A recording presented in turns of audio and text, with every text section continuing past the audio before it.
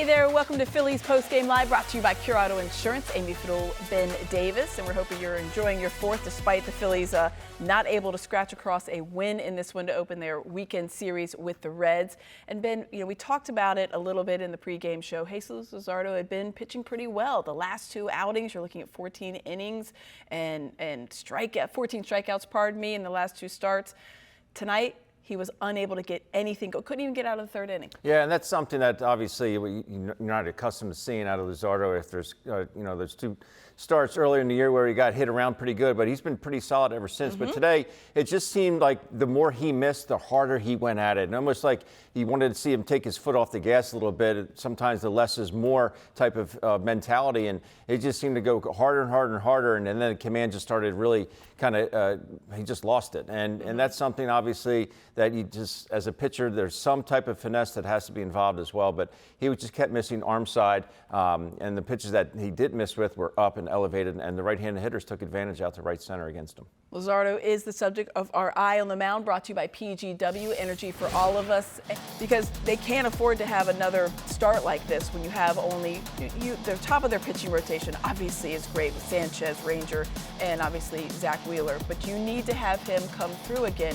What do you need him to do before his next start? Well, I'd like to see him get in that bullpen and throw a lot of fastballs glove side. And that's something that I know he's a hard thrower, and sometimes you can get away with it when you're throwing 96, 97. But if you're missing in the middle of the plate, that's a recipe for disaster, especially against these righties. But the fastball command for any pitcher really is the key to setting up his other pitches. He just did not have that fastball command today, especially to his glove side, which is into a righty and away to a lefty. That's a pitch that is so key for him because that really sets up that back foot breaking ball that he's been so accustomed to throwing. He started throwing the sweeper in spring training, also has the slider to go along with it. But the fastball command was not there for him today, and everything kind of snowballed on top of it. We're going to hear from Rob Thompson coming up, but when you're looking at Luzardo, and you could see the frustration several different times while he was pitching, and then when he sees his manager come out, he's unable, loads the bases in the third, and he just knows this is it. I didn't get a single out in the third inning. Mentally, where do you think he's at after that? Because it's not as bad as the starts where he had those 20 earned runs. Those were two really terrible starts. But you didn't want it to get to that point. Mentally, where do you think he's at? Well, obviously he's frustrated, and he's a guy that we've seen him bounce back from outings like this. This one wasn't as bad, nearly as bad as ones earlier in the season. But obviously, as a teammate, you're thinking, man, I only went 2 innings today, and you're really setting up this bullpen. They're going to have to pick up a lot of innings. Getting 7 innings out of your bullpen is never easy, especially in the first game of a 3-game series. Now, they did have the off day yesterday. That helped out a little bit. But you're still putting a lot of pressure on that bullpen to come in and do your job. But yeah, I think he's frustrated.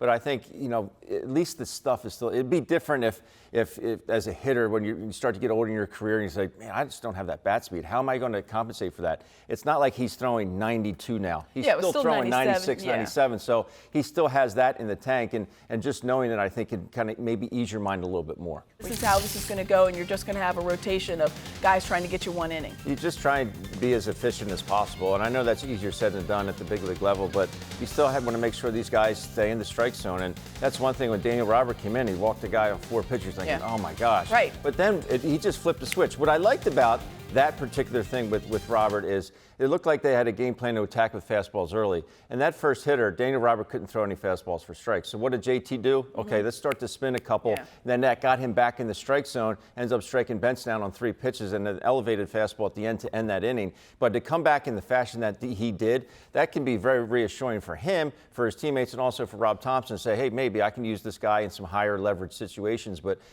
that's what I liked, how you know what, this isn't working right now. Right. I have to do something different. They started to spin a few balls. That got him back in the strike zone. It's a game of adjustments, obviously, and that could be from pitch to pitch. It could be from game to game, week to week, year to year. But you have to make those necessary adjustments, and that's what he did today. So that was a promising sign out of the bullpen. It was, especially with JT trying to get everybody back on track. Tanner Banks, obviously, a pretty good outing from him, as well as he had 3 strikeouts. But let's check in now with Rob Thompson after this one.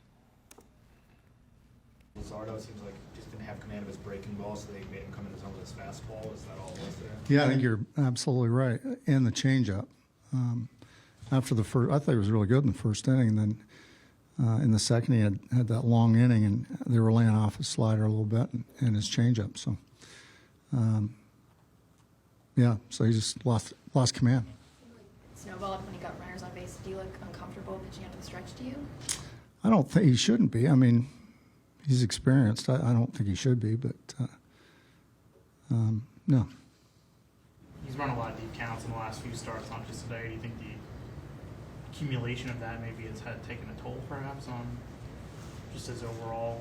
You mean his workload? Yeah, just in those deep counts and a lot of Yeah, I think he needs to get back in the zone a little bit more for sure, and do some swings and contact and soft contact. I don't think he's hunting strikeouts, but yeah, it'd be nice to be a little more efficient. With the uncertainty now, the number 5 spot and the way Luzardo's been the last month or so, how do you feel about the back end of the rotation behind your 3 big guys? Well, I still have all the confidence in the world in Luzardo. I think he's going to have, everybody's going to have bad outings here and there. So I think we're still fine. Is there anything, Rob, that you look at that may be a little concern that has been going on with him in a long run? Well, I think just pitching out of the stretch, yeah. And I know it's something that they're working on, and but I think he's comfortable. But he's got to be able to throw strikes out of the stretch. They'll play down the 4th. The Sosa just need to commit there. One way or the other. So he thought the third baseman was going to catch it, so he stopped, and then he started again. And once you stop, you need to stay right there. And probably De La Cruz is the only shortstop on the planet that makes that play. So.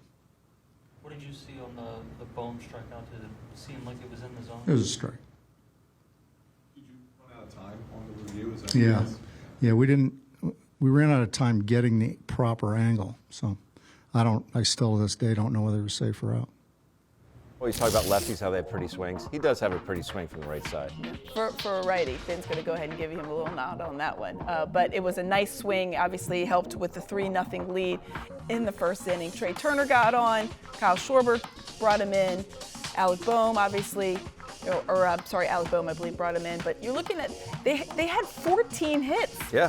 14 hits. But the problem was 3 for 13 with runners in scoring position and 11 left on base. Yeah, that is an issue. But if everyone in the lineup has a hit, you're thinking, okay, they're going to you're win this right. ball game. But that's not to be. It wasn't the case. But we'll see how they do tomorrow against Lodolo. Yes. Another tough lefty. Yeah, another tough lefty, and see how much they go with the right-handed bats, as we're going to check in now with the starting pitcher, Jesús Luzardo.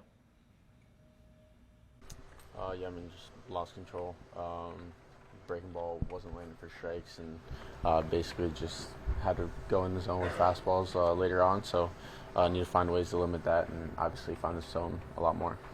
You've run a lot of deep counts the last few starts. Do you think that's kind of had a toll maybe on you or no? In terms of physically, no, I feel great. I still feel strong and healthy, which is a positive, but need to find ways to limit deep counts and obviously the pitch count, and just try to get in and out of innings as fast as possible.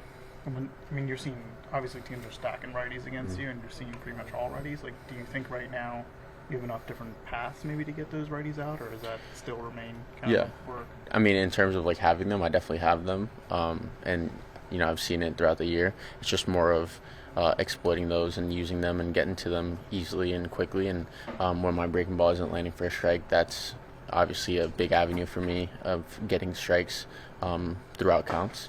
So I think that when that's not falling, it makes it a lot tougher. But we just need to find ways to make it work.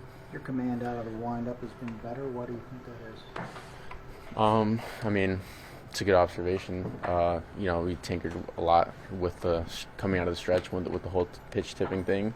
We made a big change in terms of my hands. So it's just more of getting comfortable. Obviously, we're already mid-season, so it's not, there's no adjustment period. It's just you got to figure it out.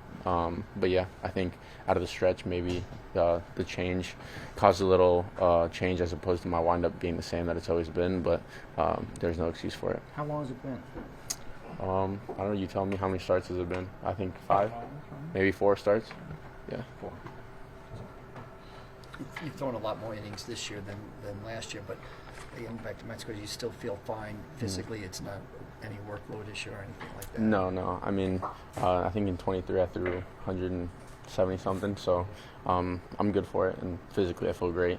The training staff and the strength staff has done a great job of, managing our workload and keep me feeling healthy, which is great. And every time I'm out there, I feel like my stuff is, just as good. It's just more of now commanding it, throwing it for strikes. Luzardo saying he feels good. He doesn't feel overworked. There's none of that problem there. He feels confident. You heard Thompson say he's also confident. But there was an interesting note in there. He's talking about since we worked on my arm placement and when we might have been tipping pitches. That's the first time I've heard him talk about that. There was a lot of speculation when he was having those 2 rough starts that he might have been tipping some of the pitches. And obviously the guys were getting a good read on him. As you know better than anybody, you're going to look for anything you can when you're out there batting and trying to help your teammates. What did you make of what Luzardo had to say? Well, I mean, first of all, he's very accountable, and I respect the heck out of that. But they did make some adjustments. He started to bring especially out of the stretch, bring his glove back towards his left side a little bit more. So that was something, an adjustment they made. But I think today it was, again, just command. And it just seemed like a telltale sign for me when I was catching, if my guy was missing glove side in the dirt or arm side up and away, that means he was doing one of 2 things. One, he's starting to go at it so hard, he holds on to it a little bit longer. He starts yanking pitches down and in, and that's what he was doing with that slider. And then he started to go, if he didn't let his arm catch up, he's releasing the ball back here, and the ball had that tail spin up and away to righties, and that was a perfect telltale sign for me that he was going at it maybe just a little too hard. And once you start doing that, it was much like what Jeff Hoffman did in the playoffs last year. He was missing glove side in the dirt with all his pitches last year, and that tells me that he's just simply overthrowing. So I do think it can be an easy fix for Luzardo because, as we've said numerous times already, the stuff is still there. He just has to command it a little bit better. Yeah, he would make